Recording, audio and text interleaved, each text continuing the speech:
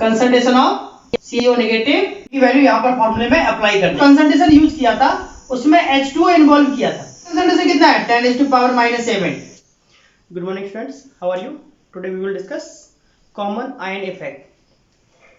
If we will talk about common ion effect, तो as पर heading common ion effect,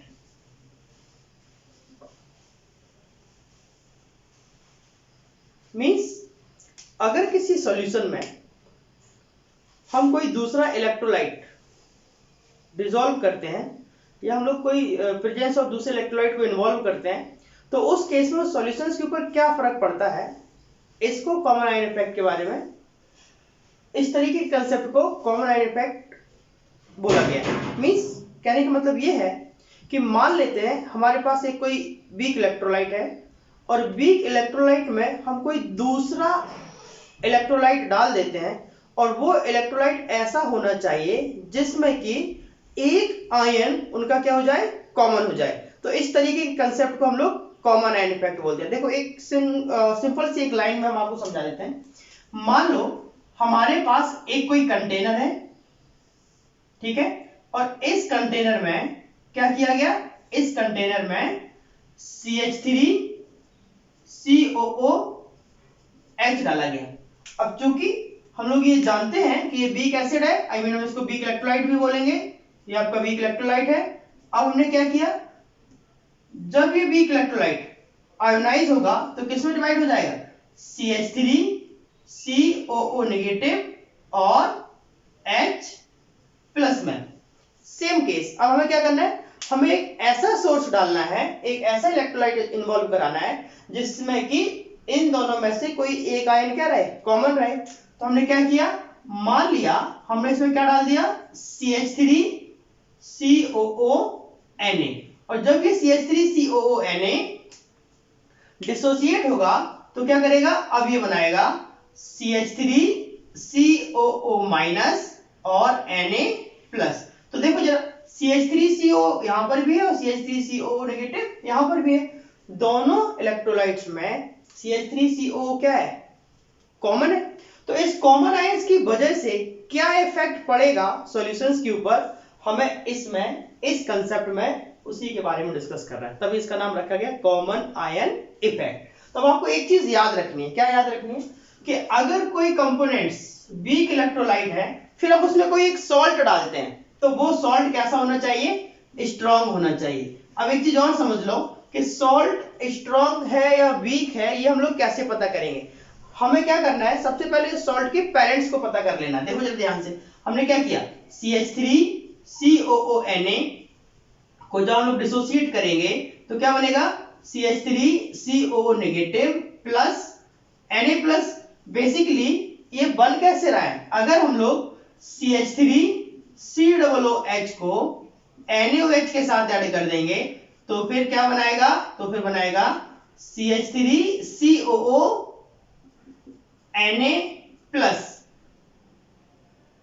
H2O। तो देखो जरा, आपको याद क्या रखना है, याद ये रखना है कि ये आपका वीक इलेक्ट्रोलाइट है और ये आपका स्ट्रॉन्ग है, और ये आपका क्या होगा, सॉल्ट। तो सॉल्ट में से कोई भी एक पेरेंट्स अगर स्ट्रॉन्ग है तो वो सॉल्ट भी स्ट्रॉन्ग कैटेगरी को शो करता है, और जब भी कोई भी सॉल्ट स्ट्रॉन्ग कैटेगरी को शो करता है तो वो आयोनाइज तो हो जाता है लेकिन वो रिएक्शन रिवर्स नहीं होती। इसका मतलब ये हुआ कि ये जो CH3COONA जब डिसोसिएट हो जाएगा तो उसके बाद ये रिएक्शंस को रिवर्स नहीं करेगा, और जब रिएक्शन को रिवर्स नहीं करेगा तो क्या होगा, जब ये CH3COO नेगेटिव और H+ आयनिक सॉल्यूशंस में डिसॉल्व होगा तो ये CO नेगेटिव इस CO नेगेटिव के साथ ज्वाइन होकर इसके अमाउंट को बढ़ा देगा, और अगर बढ़ा देगा तो क्या होगा, उस तरीके के ऑब्जर्वेशंस को हम लोग बोलते हैं कॉमन आयन इफेक्ट। ठीक है, तो बेसिकली इसके कुछ पॉइंट्स हैं, पहले हम लोग डिस्कस करते हैं पॉइंट्स पे, फिर मैं आपको प्रैक्टिकली समझाता हूं। तो देखो जरा क्या होता है, अगर हम लोग कॉमन आयन इफेक्ट की बात करते हैं तो कॉमन आयन इफेक्ट में एक चीज हमेशा याद रखना, कॉमन आयन इफेक्ट केवल वीक इलेक्ट्रोलाइट पर ही ऑपरेट हो सकता है। अगर स्ट्रॉन्ग इलेक्ट्रोलाइट है, मींस अगर दोनों कंपोनेंट हम स्ट्रॉन्ग ले लें तो फिर कॉमन आयन इफेक्ट का कंसेप्ट काम नहीं करेगा। तो आपको ये बात याद रखनी है कि जो कॉमन आयन इफेक्ट है वो कहां पर ऑपरेट करता है, वीक इलेक्ट्रोलाइट पर। तो हम लोग ये बात लिख सकते हैं, it operates only weak electrolyte. ठीक है, ये आपका केवल वीक इलेक्ट्रोलाइट पर ऑपरेट करता है। अब किस तरीके से ऑपरेट करता है, क्या इफेक्ट डालता है, वो मैं समझाता हूं। देखो एक पहले एग्जांपल की थ्रू इस बात को समझते हैं। मान लिया हमारे पास एक कंपाउंड है CH3COOH और ये हम लोग जानते हैं वीक इलेक्ट्रोलाइट है। तो जब ये डिसोसिएट होगा तो क्या होगा, CH3COO negative plus H plus बनाएगा। ठीक है, अब हमने क्या किया, अब हमने आउटर से एक सोर्स लिया CH3COO Na और जब ये डिसोसिएट होगा तो CH3COO negative plus Na plus बनाएगा। अब देखो जरा ध्यान से, ये हमारे पास क्या है, एक वीक इलेक्ट्रोलाइट है और ये हमारे पास क्या है, एक स्ट्रॉन्ग इलेक्ट्रोलाइट है। तो क्या स्ट्रॉन्ग इलेक्ट्रोलाइट वापस इसके साथ कंबाइंड होकर रिवर्स हो सकता है, नहीं हो सकता। ठीक है, तो ये स्ट्रॉन्ग इलेक्ट्रोलाइट की प्रॉपर्टी है। बट अगर हम लोग वीक इलेक्ट्रोलाइट की बात करते हैं तो वीक इलेक्ट्रोलाइट रिवर्स हो सकता है। तो हालांकि यहाँ पर हम लोग जैसे कि देखें कि एक कंटेनर लिया, उस कंटेनर में हमारे पास CH3COOH है जो कि CH3CO नेगेटिव और H प्लस में क्या हो गया, डिसॉल्व हो गया, आई मीन डिसोसिएट हो गया। अब हमने क्या किया, CH3COONA को डिसोसिएट किया और CH3CO नेगेटिव और Na प्लस बनाया। तो यहाँ पर अगर ध्यान से देखो, ये CH3CO नेगेटिव और ये CH3CO नेगेटिव दोनों एक ही कंटेनर में है। तो क्या हो गया, CH3CO नेगेटिव का इन्वॉल्वेशन बढ़ गया, आई मीन CH3CO नेगेटिव की कंसंट्रेशन बढ़ गई। और जब ये CH3CO नेगेटिव की कंसंट्रेशन इंक्रीज हो जाएगी तो यही CH3CO नेगेटिव इस H प्लस के साथ कंबाइंड होके क्या करेगा, CH3COOH बना लेगा। मींस रिएक्शन क्या हो जाएगी, रिवर्स हो जाएगी। रिएक्शन क्या हो गई, रिवर्स हो गई। तो अब एक चीज समझ लो, यहां पर कंडीशंस कौन सा काम कर रहा है, रिवर्स क्यों हो जाएगी। केमिकल इक्विलिब्रियम में एक टॉपिक है ली चैटरली प्रिंसिपल। ली चैटरली प्रिंसिपल के अकॉर्डिंग क्या बताया गया कि जब भी हम लोग किसी भी केमिकल रिएक्शन पर डिस्कशन करते हैं तो उसमें जब कोई इक्वेशंस इक्विलिब्रियम को मेंटेन करती है तो वहां पर बहुत सारे फैक्टर क्या करते हैं, इक्विलिब्रियम को चेंज करते हैं। बहुत सारे फैक्टर इक्विलिब्रियम पर इफेक्ट डाल सकते हैं। तो हम लोग ये जानते हैं कि यहां पर कंसंट्रेशन की बात चल रही है। अगर कंसंट्रेशन रिएक्टेंट में इंक्रीज कर दी जाए तो रिएक्शन फॉरवर्ड होती है, और अगर कंसंट्रेशन प्रोडक्ट में इंक्रीज कर दी जाए तो रिएक्शन क्या होगी, बैकवर्ड हो जाएगी। वो कंसेप्ट यहां है, देखो जरा ध्यान से। CH3CO नेगेटिव के साथ कंबाइंड होकर जब इसकी कंसंट्रेशन ज्यादा हो जाएगी तो ये प्रेजेंस H प्लस के साथ क्या करेगा, वापस CH3COH बनाने के लिए ट्राई करेगा।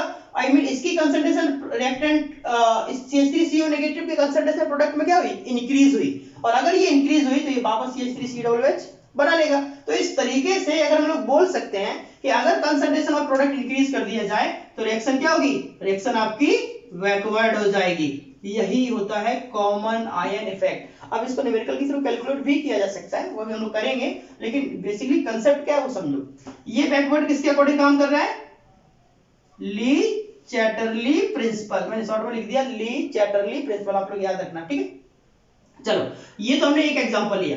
अब हम एक दूसरे एग्जांपल की बात करते हैं। ठीक है बेटा, मान लेते हैं हमारे पास एक कंपाउंड है HCN और हम लोग बात करते हैं KCN की। ये CN दोनों में कॉमन है। तो HCN क्या है, वीक है, और KCN क्या है, स्ट्रॉन्ग सॉल्ट है। तो जब ये डिसोसिएट होगा तो क्या बनाएगा, H plus plus CN minus.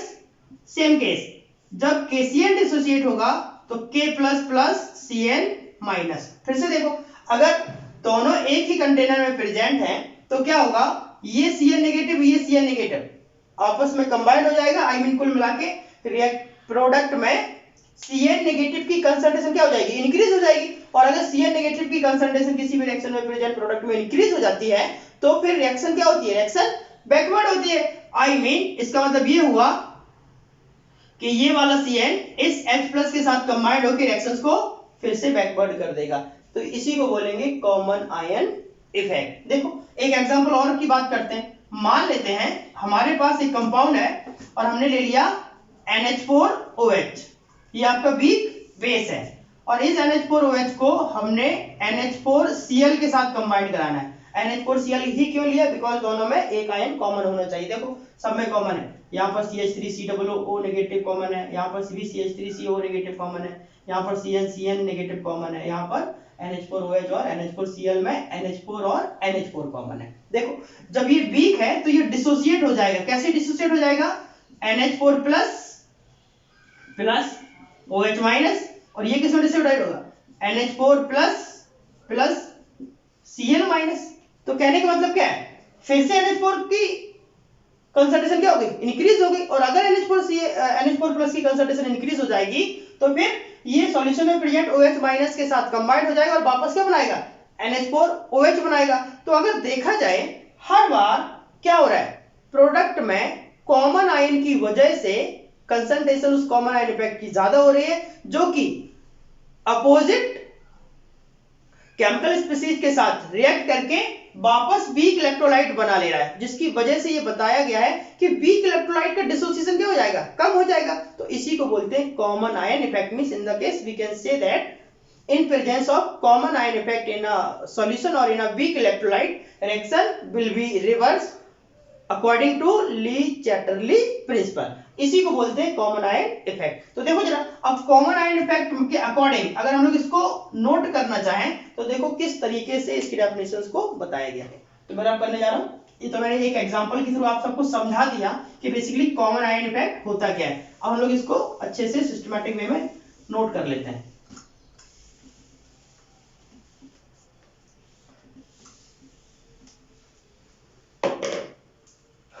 क्या बोला उसमें मैंने?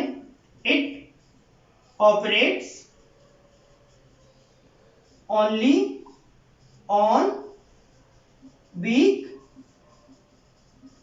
इलेक्ट्रोलाइट। ये वीक इलेक्ट्रोलाइट के ऊपर ऑपरेट करता है। नेक्स्ट अगर हम इसकी बात करें तो क्या हो रहा था? जब कॉमन आयन की कंसंट्रेशन इंक्रीज हो रही थी, रिएक्शन रिवर्स हो रही थी। उसमें अगर हम लोग डिग्री ऑफ डिसोसिएशन कंसेप्ट की बात करते हैं तो डिग्री ऑफ डिसोसिएशन बेसिकली क्या हो रहा था? Degree of dissociation basically decrease हो रहा था। क्यों? In presence of strong electrolyte. तो हम उसी की डेफिनेशंस को हम लोग बोलेंगे। कॉमन आयन इफेक्ट में क्या बोला गया है? The degree of dissociation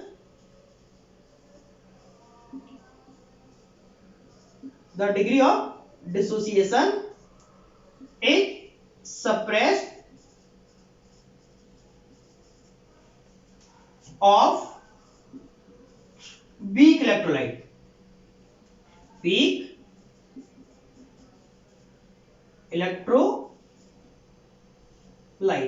due to presence of strong electrolyte is called common ion effect। ठीक है, क्या बोला गया? The degree of dissociation is suppressed of weak electrolyte due to presence of strong electrolyte is called common ion effect। Weak electrolyte का degree of dissociation का reduce हो जाना किसकी प्रेजेंस में? स्ट्रॉन्ग इलेक्ट्रोलाइट की प्रेजेंस में, तो उसको हम लोग बोलेंगे कॉमन आयन इफेक्ट। तो हम लोग अभी एग्जांपल तो बहुत सारे पढ़ चुके हैं। देखो फिर से एक बार बता देता हूं। मान लो हमारे पास हमने एक कंपाउंड ले लिया, एक हमने क्या किया? कंटेनर लिया, और इस कंटेनर में दो कंपोनेंट्स की बात करेंगे। मान लेते हैं यहाँ पर क्या डाल दिया? यहाँ पर डाल दिया CH3COONA। अब ये CH3COONA एक्चुअली क्या है? स्ट्रॉन्ग है, स्ट्रॉन्ग सॉल्ट है, और यहां पर हमने क्या डाला? CH3COOH। ये आपका वीक एसिड है, आई मीन इसको हम लोग इलेक्ट्रोलाइट भी कहेंगे। तो क्या हो जाएगा? ये दोनों जब डिसॉल्व होंगे, डिसोसिएट होंगे, तो ये एक्चुअली स्ट्रॉन्ग है। स्ट्रॉन्ग होने की वजह से ये वन डायरेक्शनल है, आई मीन जब ये अपने आयंस में डिवाइड हो जाएगा तो उसके बाद रिवर्स नहीं होगा। और अगर हम लोग CH3CO की बात करते हैं तो ये एक्चुअली वीक है, तो ये रिवर्स होने की प्रॉपर्टी रखता है, CH3CO नेगेटिव प्लस H+। तो यहां पर अगर देखा जाए उस सॉल्यूशन से जब कंटेनर्स में आयन डिसोसिएट होंगे तो कौन कौन से आयन होंगे? एक तो आपका होगा CH3CO नेगेटिव और Na+, और दूसरा आपका होगा CH3CO नेगेटिव और H+। तो बेसिकली होगा क्या, ये CH3CO नेगेटिव और H तो आपस में कंबाइंड होकर CH3COH बना लेंगे, लेकिन एक्चुअली जब ये डिसोसिएट हो जाएगा तो H प्लस आयन क्या हो जाएगा, फ्री हो जाएगा, और जब H प्लस आयन फ्री होगा तो ये CH3CO नेगेटिव के साथ कंबाइंड हो जाएगा और वो इक्विलिब्रियम को मेंटेन करेगा। मींस कुल मिला के अगर हम दोनों कंडीशंस को आपस में ऐड करते हैं तो आप लोग समझ लो सिस्टम इक्विलिब्रियम पर जाके मेंटेन होना चाहिए। तो होगा क्या, ऑलरेडी CH3COOH इक्विलिब्रियम में है। CH3COOH किसमें है, CH3COOH आपका इक्विलिब्रियम मेंटेन करके रखता है, लेकिन जब हम लोग इसमें स्ट्रॉन्ग इलेक्ट्रोलाइट डाल देंगे CH3COONA जो कि सिर्फ वन डायरेक्शनल है, तो ये क्या करेगा, इसके इक्विलिब्रियम को डिस्टर्ब करेगा, और जब इक्विलिब्रियम को डिस्टर्ब करेगा तो वापस इक्विलिब्रियम को मेंटेन करने के लिए क्या होगा, इक्विलिब्रियम मेंटेन करने के लिए ली चैटरली प्रिंसिपल काम करना शुरू कर देगा। According to concentration of CH3COO negative in case of increasing factor, तो CH3COO नेगेटिव का कंसंट्रेशन इंक्रीज हो जाएगा, और कंसंट्रेशन जब इंक्रीज होगा तो ये वापस CH3COOH बना लेगा, और वापस CH3COOH बना लेने का मतलब क्या, रिएक्शन बैकवर्ड हो जाएगी, और जब रिएक्शन बैकवर्ड हो जाएगी तो उसका डिसोसिएशन क्या हो जाएगा, कम हो जाएगा, मींस अल्फा की वैल्यू क्या होती जाएगी, कम हो जाएगी। तभी बोला गया the degree of dissociation is suppressed of weak electrolyte due to presence of strong electrolyte. तो यहां पर ये आपका स्ट्रांग इलेक्ट्रोलाइट, ये आपका वीक इलेक्ट्रोलाइट है। और एक चीज और याद रखना, जब इक्विलिब्रियम कंडीशंस मेंटेन किया जाएगा वो वीक इलेक्ट्रोलाइट पर ही इफेक्ट डालता है in the presence of common ion effect. ऐसा इसलिए होता है, वीक इलेक्ट्रोलाइट जब डिसोसिएट होता है वो अपनी रिएक्शंस को वापस रिवर्स कर सकता है और इक्विलिब्रियम को मेंटेन कर सकता है, लेकिन जब स्ट्रांग इलेक्ट्रोलाइट की बात करेंगे तो स्ट्रांग इलेक्ट्रोलाइट सिर्फ वन डायरेक्शनल होता है, वो अपनी रिएक्शंस को रिवर्स नहीं कर सकता। मींस अगर वो एक बार अपने आयंस में डिवाइड हो गया तो फिर वो अपने आयंस में ही डिवाइड रहेगा, वो वापस उसी कंपाउंड को मेंटेन नहीं कर पाएगा। इसीलिए कॉमन आयन इफेक्ट उस फैक्टर पर डिपेंडेबल है जो कि वीक है। क्लियर हुई बात, ठीक है। अब हम लोग इस कॉमन आयन इफेक्ट को अभी तक हम लोगों ने समझ लिया। अब मैं आपको एक बहुत ही अच्छा और इंटरेस्टिंग क्वेश्चन बताता हूं, उसमें आपका ये कांसेप्ट और क्लियर हो जाएगा। ठीक, एक्चुअली होगा क्या, ये एक ऐसा क्वेश्चन है जिसमें मोस्टली बच्चे फंसते हैं। ठीक है, और मैं क्वेश्चन के थ्रू इस बात को आपको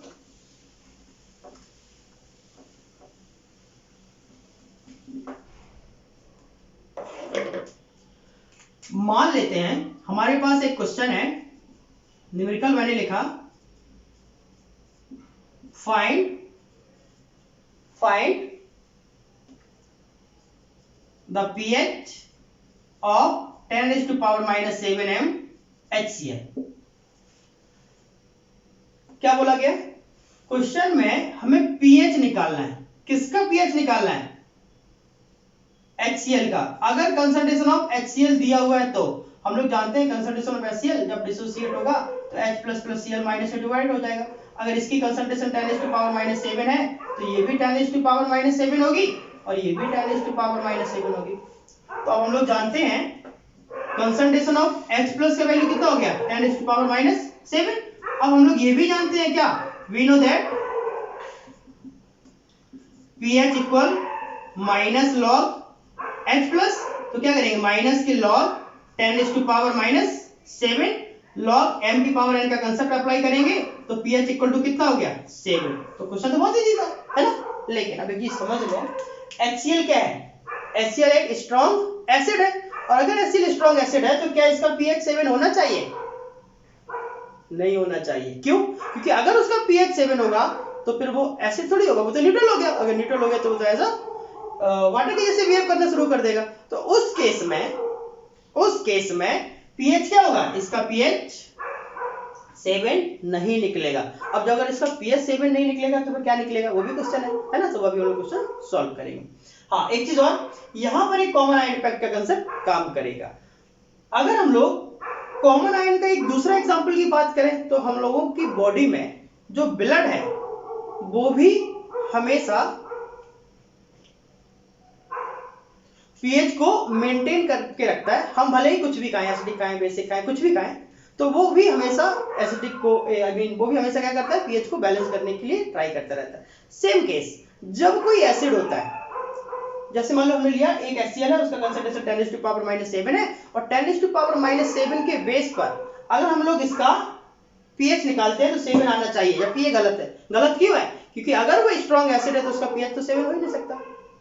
क्लियर। तो अब इसका pH कैसे निकालेंगे वो समझ लो। आपको एक रेंज याद रखनी है, हालांकि आप इसको ट्रिक भी मान सकते हैं। ये एक रेंज है कि कब कंसंट्रेशन कितना लिया जाए तो उसमें कॉमन किस तरीके से काम करता है, कॉमन आयन इफेक्ट किस तरीके से काम करता है। तो देखो जरा, आपको एक कंसंट्रेशन रेंज समझना है कि अगर concentration range 10 to power -1, 10 to power -2, 10 to power -3, 10 to power -4, 10 to power -5 और 10 टू पावर -6 दिया है, किसी भी एसिड का कंसंट्रेशन अगर इस रेंज में दिया है तो हमें वही रेंज यूज करना है। ठीक है, मींस H प्लस कंसंट्रेशन हम लोग यूज कर लेंगे और उस कंसंट्रेशन को यूज करके हम लोग pH निकाल देंगे। लेकिन अगर कंसंट्रेशन रेंज 10⁻⁻7 या 10⁻⁸ m दिया हुआ है, उस केस में हम लोग एसिड की कंसंट्रेशन तो लेंगे, आई मीन जो गिवन है वो तो लेंगे, साथ में कंसंट्रेशन ऑफ H2O भी लेना पड़ेगा, आई मीन H प्लस और H2O की कंसंट्रेशंस को हम लोग यूज करेंगे। तो अब हम लोग जानते हैं कि जब H2O आपस में आयोनाइज होगा तो फिर वो किसमें डिसोसिएट होगा, H plus plus OH minus में। अब देखो जरा, ये वाला H प्लस किसका है, एसिड का, और ये वाला H प्लस किसका है, H2O का। तो कुल मिला के दोनों H प्लस आपस में कंबाइंड हो जाएंगे और उसकी कंसंट्रेशन को इंक्रीज कर देंगे। तो अगर H प्लस की कंसंट्रेशन इंक्रीज हुई तो सिंपल सी बात है, क्या होगा, रेंज चेंज हो जाएगा, और अगर रेंज चेंज हो जाएगा तो pH भी चेंज हो जाएगा। एक्चुअली क्या हो रहा है, यहाँ पर जो भी एसिड है वो वाटर की प्रेजेंस में डाइल्यूट होता चला जा रहा है। अगर डाइल्यूट होता चला जाएगा तो सिंपल सी बात है, उसका pH तो चेंज हो ही जाना चाहिए। तो उस केस में pH कैसे निकालेंगे ये आपको समझना है। तो हमने अभी आपको बताया कि जब आपका रेंज 10⁻1 से लेके 10⁻⁻6 हो, उस केस में आपको H प्लस की कंसंट्रेशन वही यूज करनी है जो अकॉर्डिंग टू क्वेश्चंस गिवन हो। लेकिन अगर 10⁻⁻7 और 10⁻⁻8 रेंज दिया है तो उस केस में एसिड की कंसंट्रेशन के साथ आपको वाटर की कंसंट्रेशन को भी ऐड करना पड़ेगा। दूसरा, नेक्स्ट, अगर हमारे पास रेंज 10⁻9 है तो फिर आप समझ लो अब यहां पर एसिड का कंसंट्रेशन नहीं लेंगे, हम लोग सिर्फ और सिर्फ किसकी कंसंट्रेशन यूज करेंगे, H2O की। ठीक है, तो ये आप एक ट्रिक्स को याद रखना, तो इससे आप लोग क्या कर पाएंगे, बहुत इजीली क्वेश्चंस को सॉल्व कर पाएंगे। यहां पर कॉमन आयन इफेक्ट काम करता है, इसमें कॉमन आयन इफेक्ट काम करता है। देखो अब यहां पर कैसे सॉल्व होगा, तो ये वाला कंसेप्ट तो गलत हो गया, अब इसको सॉल्व कैसे करेंगे वो समझो। हम लोग जानते हैं कि जो HCl होगा वो HCl अपने आयंस में कन्वर्ट होगा और H plus plus Cl minus बनाएगा। यहां पर H प्लस का कंसंट्रेशन कितना है, 10⁻⁻7। लेकिन जब हम H2O की बात करेंगे तो H2 क्या है, H plus plus OH minus में डिवाइड हो जाएगा, है ना। तो अब H2 की कंसंट्रेशन तो हमें मालूम ही नहीं है, H2 की कंसंट्रेशन हमको मालूम ही नहीं है, तो हम क्या करेंगे, X मान लेंगे और X मान लेंगे। और अगर ये दोनों एक ही कंटेनर में प्रेजेंट हैं तो फिर अब H प्लस की कंसंट्रेशन क्या हो जाएगी, बेसिकली क्या, हमें pH निकालना है और pH किस पर डिपेंडेबल है, कंसंट्रेशन ऑफ H प्लस के ऊपर।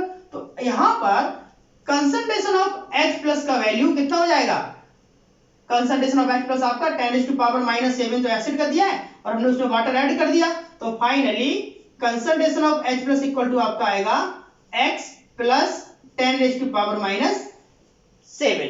ये आपका कंसंट्रेशन ऑफ H प्लस आया। तो हमें क्या करना है, कंसंट्रेशन ऑफ H प्लस को सॉल्व करना है। तो कैसे करेंगे, देखो जरा, सबसे पहले आप क्या करें, pH निकालने के लिए आपको एक फॉर्मूला अप्लाई करना है। देखो जरा बेटा, हम लोग जानते हैं, we know that H plus OH minus equal to KW, ये तो हम लोग जानते हैं ना। तो ये आपका आयनाइजेशन ऑफ वाटर है, यहाँ पर आयनाइजेशन ऑफ वाटर का कंसेप्ट काम कर रहा है, तो हम डायरेक्टली फॉर्मूला ले लिए। तो हम लोग जानते हैं H प्लस का वैल्यू गिवन है कितना, X प्लस 10⁻⁻7, यहाँ लिख लेते हैं X प्लस 10⁻⁻7 और यहाँ OH का वैल्यू भी कितना दिया है, X दिया, इक्वल टू KW का वैल्यू कितना होता है, KW होता है 10⁻⁻14। इसको X के साथ मल्टीप्लाई कर दो, क्या बनेगा, X square plus 10⁻⁻7x equal to 10⁻⁻14। इसको यहां सॉल्व करेंगे तो x स्क्वायर प्लस का 10⁻⁻7x माइनस 10⁻⁻14 इक्वल टू 0। आपके पास ये एक इक्वेशन बनी, इस इक्वेशन से हमें x का वैल्यू निकालना है। तो हम इस इक्वेशन से x का वैल्यू निकालेंगे तो कैसे निकालेंगे, आप क्या करो, फॉर्मूला अप्लाई कर दो। जब हम लोग फॉर्मूला अप्लाई करेंगे तो हम लोग जानते हैं कि x का वैल्यू निकालने का एक फॉर्मूला है क्या, x इक्वल टू माइनस का b plus minus root of b square minus 4ac upon 2a। तो यहां पर इस इक्वेशन को हम लोग कंपेयर कर देंगे किससे, ax square plus bx plus c equal to 0 से। इससे हमें क्या कर देना है, कंपेयर कर देना है। जब हम लोग इसको कंपेयर करेंगे तो यहाँ पर a इक्वल टू 1 आएगा, b equal to 10 to power minus 7 आएगा और c equal to 10 to minus 10 to power minus 14। अब क्या करेंगे, अब a b c सभी की वैल्यू यहाँ पर फॉर्मूले में अप्लाई कर देंगे। तो क्या बनेगा, नाउ x इक्वल माइनस और v का वैल्यू कितना है 10 to power minus 7 plus minus root of b square, b square मतलब 10 to power minus 7, it means 10 to power minus 7 का स्क्वायर माइनस 4 इंटू a का वैल्यू 1 इंटू c का value कितना है minus 10 to power minus 14 divided by 2a।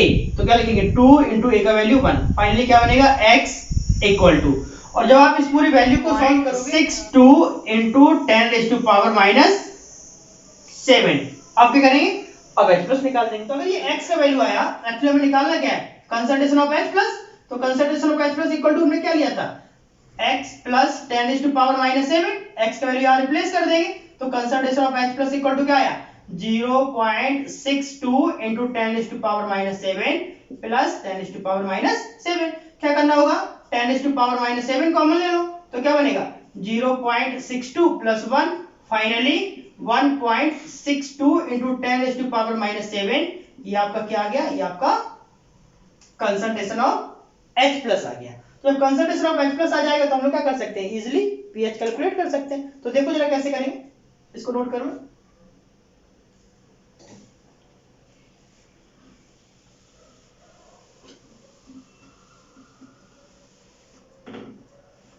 अब जब हम इसके pH को कैलकुलेट करेंगे क्या होगा, नाउ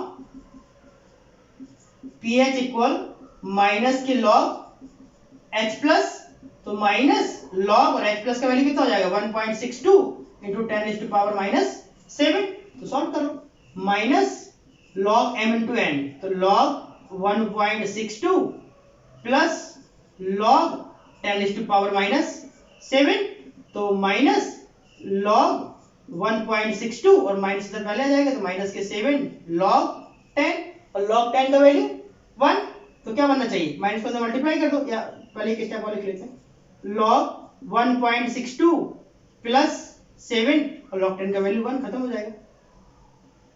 अब इस माइनस को अंदर मल्टीप्लाई कर दो तो क्या बनेगा 7 माइनस लॉग 1.62, तो क्या बनेगा 7 माइनस और लॉग 1.62 का वैल्यू होता है 0.209, ये होता है। तो हम इसको 7 से माइनस करेंगे तो कितना बनेगा 1 9 7 और 6 मींस 6.791। अब इसका आंसर आया, मींस अगर HCl की कंसंट्रेशन 10 टू पावर माइनस 7 होगी तो जो pH का वैल्यू आएगा वो कितना आएगा 6.791। ये आंसर राइट है।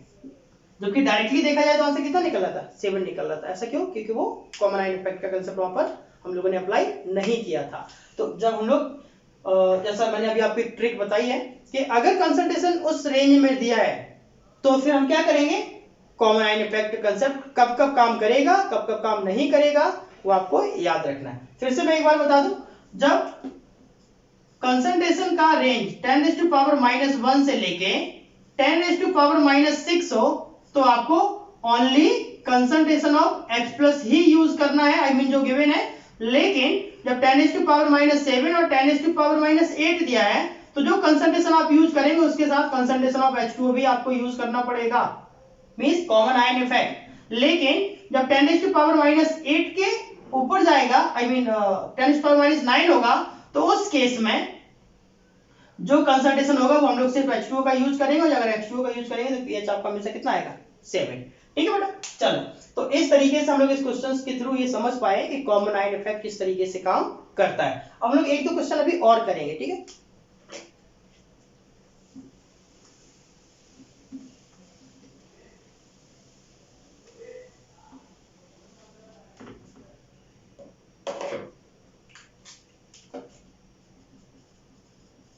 न्यूमेरिकल, मैंने लिखा calculate the concentration of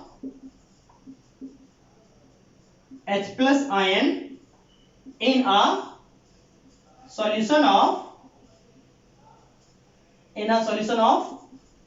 HCl, और HCl की कंसंट्रेशन दी गई 0.2 m।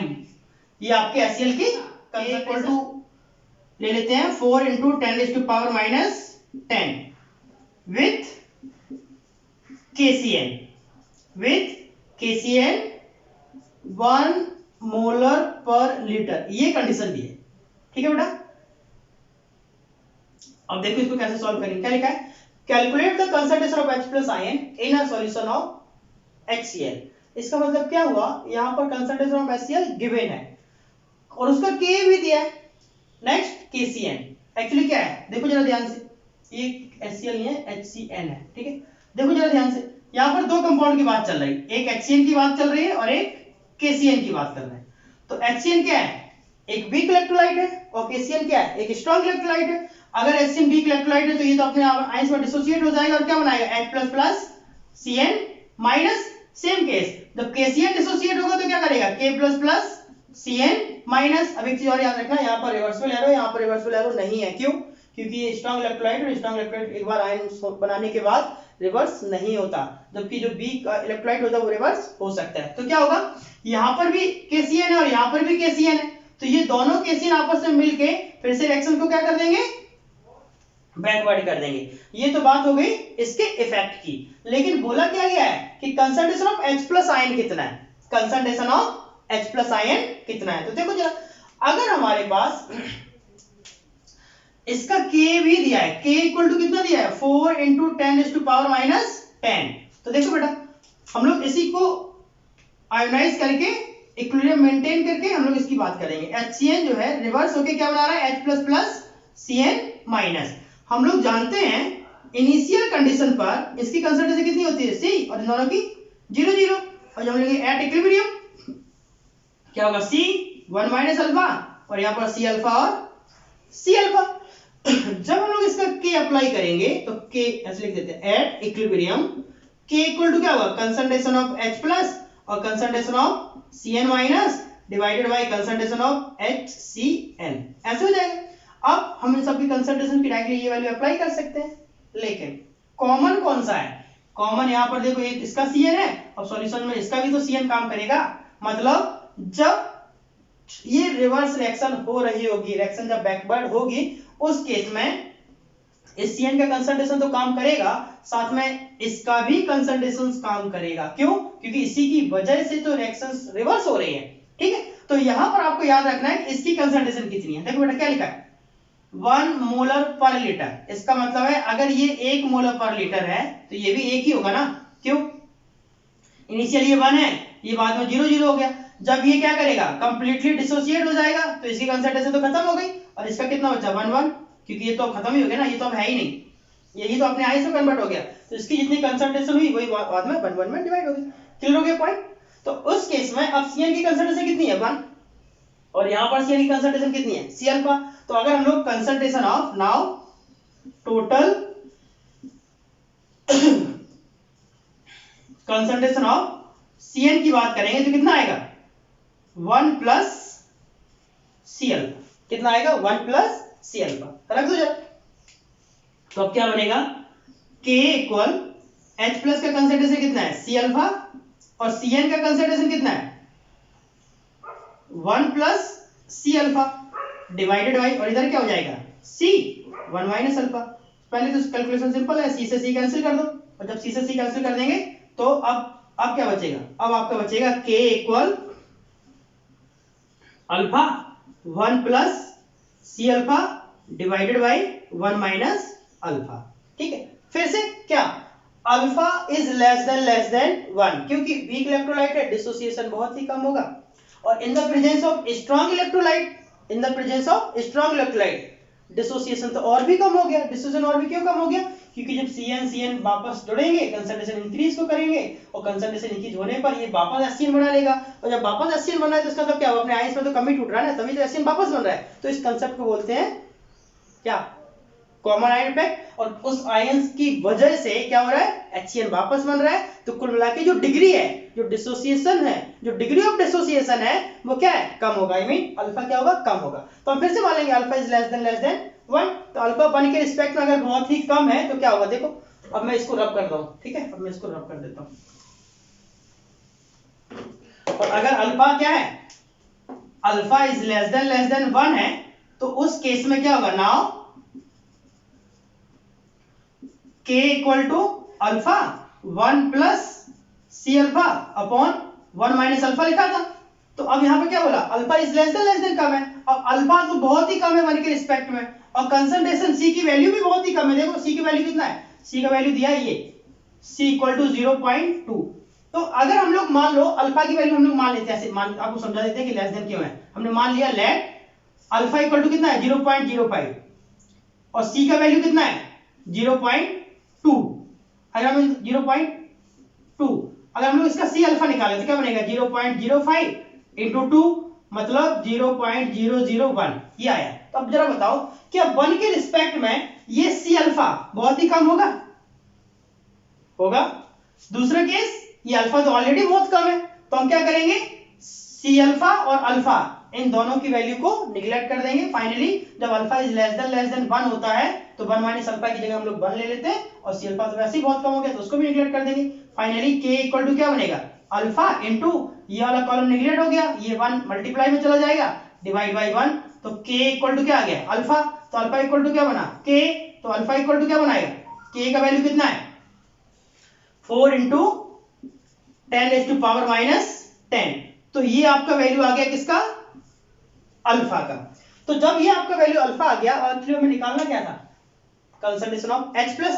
तो हम लोग जानते हैं, देखो अब हम लोग जानते हैं, क्या जानते हैं, according to question, now concentration of H plus equal to कितना हो जाएगा सी अल्फा। तो concentration of H plus equal to C का वैल्यू कितना था 0.2, और अल्फा का वैल्यू कितना था 4 इंटू 10⁻⁻10। तो concentration of H plus equal to कितना हो जाएगा 4 2 8, आई मीन 0.8 इंटू 10⁻⁻10। इसको ऐसे भी लिख सकते हैं, concentration of H plus equal to 8 into 10⁻11। तो यही आपका आंसर हो गया। अगर मान लो इसी क्वेश्चन में ये क्या पूछते हैं, इसी क्वेश्चन में मान लो यहां पर लिख देते and pH of the solution, तो हम लोग क्या करते, तो हम लोग इसी के आगे फिर से लिख देते if pH equal minus log H plus, तो फिर pH इक्वल माइनस log, और यहां पर क्या है 8 इंटू 10⁻11। बस सॉल्व कर लेते आंसर आ जाता। लेकिन एक्चुअली यहां पर सिर्फ H प्लस के बारे में बात की गई थी, तो हम लोग सिर्फ H प्लस निकाल ही चुके हैं। हाँ बाकी अब इसका कैलकुलेशन तो बहुत इजी है, log m इंटू n का फॉर्मूला अप्लाई कर देना, फिर log n की पावर m अप्लाई कर देगा, एग्जैक्टली आपको मिल जाएगा। ठीक है बेटा, चलो तो अब हम लोगों को एक अगले क्वेश्चंस की ओर चलना है, लेकिन उम्मीद है ये समझ आ गया हो। फटाफट नोट करो फिर आगे चलते हैं। और हाँ यहाँ पर एक चीज याद रखना, इसका pH आप लोग निकाल देना, ठीक है, इसका pH आप लोग निकाल देना, बहुत इजी है। चलो भाई अब आगे बात करते हैं।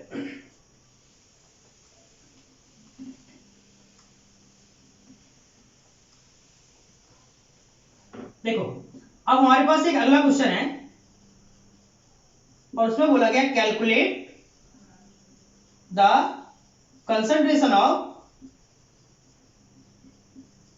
H plus ion, calculate the concentration of H plus ion in a mixture of acetic acid and sodium acetate. क्या बोला गया, एक मिक्सचर है और उसमें एसिटिक एसिड और सोडियम एसीटेट को मिक्स कर दिया गया है। तो उन्होंने बोला H प्लस आयन का कंसंट्रेशन क्या होगा अगर एसिटिक एसिड का कंसंट्रेशन दिया है 0.2 और सोडियम एसीटेट का कंसंट्रेशन कितना दिया है, सोडियम एसीटेट का कंसंट्रेशन दिया 0.1 m। ठीक है बेटा, तो ये आपका 0.1 m हो गया। दूसरा अगर इक्विलिब्रियम कांस्टेंट की बात करें तो k का वैल्यू 10⁻⁻5 बस। इतना वैल्यू गिवन है और इसके बेस पर हम लोगों को H+ की कंसंट्रेशन निकालनी है। फिर से क्या करेंगे, आयोनाइज करके देख लो, पता लग जाएगा। CH3 यहां कर देता हूं, CH3COOH, ये वीक इलेक्ट्रोलाइट है, डिसोसिएट होगा, CH3CO नेगेटिव प्लस H+ बनाएगा, और सोडियम एसीटेट क्या है, CH3COONA, अब एक्चुअली ये स्ट्रॉन्ग है तो ये CH3CO नेगेटिव प्लस Na+ में डिवाइड हो जाएगा। ये दोनों आपके दोनों सॉल्यूशंस में आपके क्या है, कॉमन है, और इसी की वजह से रिएक्शन क्या होगा, रिवर्स होगा। उस केस में यहाँ पर एसिटिक एसिड का K दिया हुआ है, K मतलब इक्विलिब्रियम कांस्टेंट ऑफ एसिड, और एसिड कौन सा है, ये है। हाँ एक चीज और, यहाँ पर आप हमेशा मान के चलेंगे कि 100% डिसोसिएशन हो रहा है, 100% डिसोसिएशन होने की वजह से वो रिवर्स नहीं होगा। तो यहाँ पर ये K किसका दिया है, ये K इस एसिड का दिया हुआ है, इतना याद रखना, ठीक है। चलो देखो, तो क्या करना है, CH3COH जब डिसोसिएट होगा तो CH3CO नेगेटिव प्लस H+ बनाएगा। इनिशियल कंडीशन पर इसकी कंसंट्रेशन कितनी थी, C, ये दोनों क्या हो जाएंगे, 0 0। तो एट इक्विलिब्रियम अगर देखा जाए तो क्या बनेगा, C1 माइनस अल्फा, तो यहाँ पर C अल्फा और C अल्फा। फिर से हम लोग क्या लिख देंगे, एट इक्विलिब्रियम, और इक्विलिब्रियम अप्लाई करेंगे तो फिर क्या बनेगा, K इक्वल कंसंट्रेशन ऑफ, देखिए क्या बात कर रहे थे कि यहाँ पर CH3COO नेगेटिव का कंसंट्रेशन कितना है, 0.1। तो अगर हम दोनों को जब कंबाइन कर देंगे तो कंसंट्रेशन ऑफ CH3COO नेगेटिव का कंसंट्रेशन किसके बराबर हो जाएगा, 0.1 प्लस C अल्फा, और C अल्फा फिर यहाँ डाल दो। K का वैल्यू कितना है, अब वैल्यू पुट कर दो, K का वैल्यू है 10⁻⁵ इक्वल टू CH3CO नेगेटिव का वैल्यू कितना है, 0.1 प्लस C अल्फा, और इधर H+ का value C alpha divided by CH3CO C1 minus alpha. तो क्या करना होगा, ये CC कैंसिल हो जाएगा, जब CC कैंसिल हो जाएगा तो अब क्या बनेगा, हम फिर से मान लेंगे क्या, if alpha is less then 1, अगर अल्फा बहुत कम है तो यार अल्फा तो निगलेक्ट हो जाएगा, और C अल्फा भी यहाँ पर निगलेक्ट हो जाएगा, जैसे कि हम लोगों ने पिछले क्वेश्चन में किया था। तो फाइनली क्या बनेगा, now 0.1 equal to 0.1 into alpha, और यहाँ पर 10⁻⁻⁵ है, 10⁻⁻⁵ इक्वल टू 0.1 इंटू अल्फा। तो फाइनली अल्फा इक्वल टू क्या बनेगा, 10⁻⁻⁵ upon 0.1, it means alpha equal to 10⁻⁴। ये आपके अल्फा की वैल्यू आ गई। अब निकालना क्या है, हमें क्या निकालना है, हमें निकालना है H+, तो H+ इक्वल टू क्या होता है, C अल्फा। तो फिर यहाँ पर C का वैल्यू कितना है, 0.1, और अल्फा का वैल्यू कितना है, 10⁻⁴। फाइनली H+ इक्वल टू कितना आ जाएगा, 10⁻⁵। तो ये आपका अल्फा का वैल्यू पूछ दिया, सॉरी ये आपको क्या आ गया, कंसंट्रेशन H+। अगर इसी क्वेश्चन में pH पूछा जाता है तो pH क्या होता है, लॉग का जब फॉर्मूला लगाएंगे तो आपको pH इक्वल टू कितना मिलेगा, pH इक्वल टू मिलेगा आपको 5, बस हो गया। तो इस तरीके से हम इस क्वेश्चन को सॉल्व कर सकते हैं, ठीक है बेटा, समझ आ गया, नोट कर लो।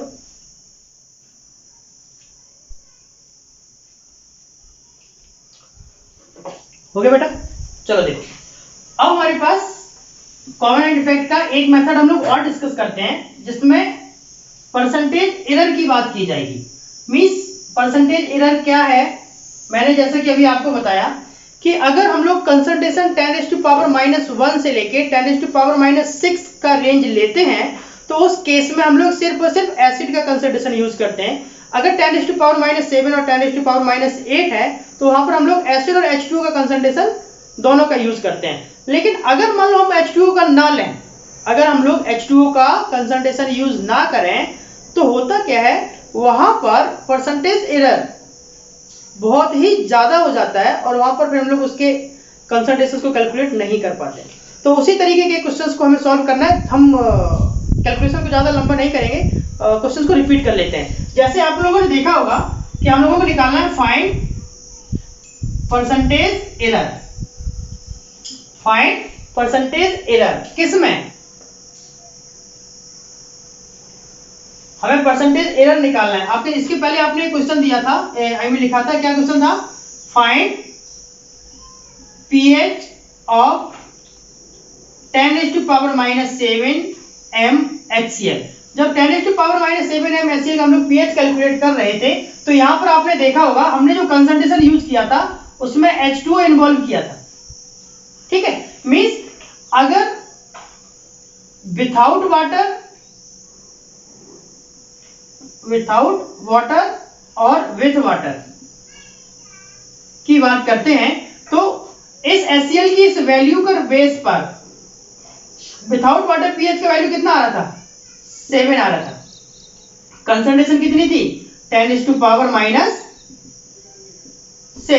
और जब हम लोग इसके वाटर के साथ जब पीएच निकाल रहे थे तो पीएच का वैल्यू कितना आ रहा था? पीएच इक्वल टू आया था आपका 1.67 इंटू 10⁻⁷ नहीं, ये आपका कंसंट्रेशन आया था, ये आपका H प्लस का वैल्यू आया था कितना? 1.67 इंटू 10⁻⁷। तो क्वेश्चन ये है कि जब हम लोग वाटर को लेंगे और जब हम लोग विदाउट वाटर लेंगे और फिर हम लोग जब वाटर लेंगे, दोनों की कंसंट्रेशन में कितना एरर आ सकता है, आई मीन आंसर्स में कितना चेंजिंग होगी, नेचर को कैसे डिफाइन किया गया है, उस बात का हम लोगों को परसेंटेज एरर निकालना है। तो देखो, जब हम लोग इसका परसेंटेज एरर निकालेंगे तो परसेंटेज एरर इक्वल टू क्या हो जाएगा? सबसे पहले आपकी कंसंट्रेशन कितनी है? 1.67 in presence of water, 1.67 into 10⁻⁷ minus without water concentration कितना है? 10⁻⁷ डिवाइडेड बाई 10⁻⁷ इंटू 100। इस फॉर्मूले को जब हम लोग सॉल्व करेंगे तो 10⁻⁷ कॉमन ले लो, तो 1.67 इंटू 1.67 नहीं था, 1.62 था, 1.62 माइनस के 1 इंटू 100 डिवाइडेड बाई 10⁻⁷। ये दोनों कैंसिल हो गए। 0.62 इंटू 100 आई मीन 62%। समझ रहे हो बेटा? मीन 62% का एरर आ जाएगा अगर हम लोग कंसंट्रेशन ऑफ H प्लस की बात करेंगे विथ वाटर और विदाउट वाटर। तो दोनों केस में वेरिएशंस बहुत ज्यादा है, और अगर वेरिएशन इतना होगा तो नेचर तो ऑटोमेटिक सॉल्यूशंस का बदल ही जाएगा।